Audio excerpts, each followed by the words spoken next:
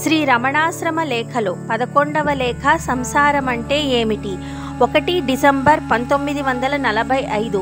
నేనిక్కడికి వచ్చిన కొత్తలోనే ఒకరోజు మధ్యాహ్నం 3 గంటలకు కొత్తగా వచ్చిన ఆంధ్రులొకరు నడివయస్సు వారు భగవానుని సమీపించి, స్వామి, నేను రామనామం నియమంగా ఉదయం 1 గంట, సాయంత్రం 1 గంట జపిస్తూ ఉంటే కొంచెం సేపటికే తలపులు ఒకటొకటిగా బయలుదేరి అంతకంతకు అధికమై ఎప్పటికో మనం చేసే జపం మర్చిపోయామే అని తోస్తోంది.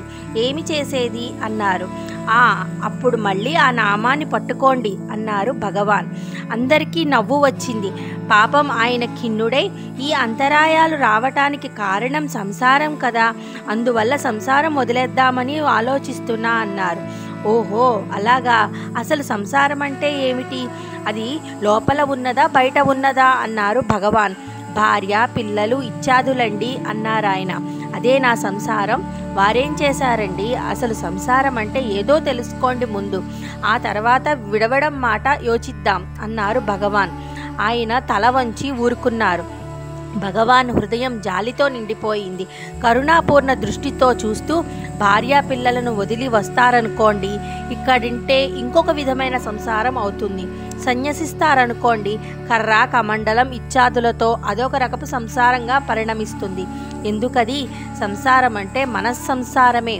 ఆ సంసారాన్ని విడిస్తే ఎక్కడున్నా ఒకటే, ఏదీ బాధించదు అన్నారు భగవాన్. ఆయన ధైర్యం తెచ్చుకొని, స్వామి, ఆ మనస్సంసారం ఎలా విడవడం అన్నారు. అదేనండి, రామనామం జపం చేస్తున్నానన్నారు కదా, తలపులు అప్పుడప్పుడు వస్తున్నాయి అన్నారు కదా, మనం చేసే జపం మరిచినామే అన్న జ్ఞప్తికి వస్తున్నది కదా, ఆ జ్ఞప్తినే వృద్ధిపరుచుకొని ఆ నామాన్నే పట్టుకుంటూ ఉండండి. క్రమంగా తలపుల బలం తగ్గుతుంది. పెద్దగా జపించడం కన్నా పెదవి కదలినట్లు జపించడం లెస్స. అంతకన్నా చిత్త జపం, దానికన్నా ధ్యానం ఉత్తమం అన్నారు భగవాన్.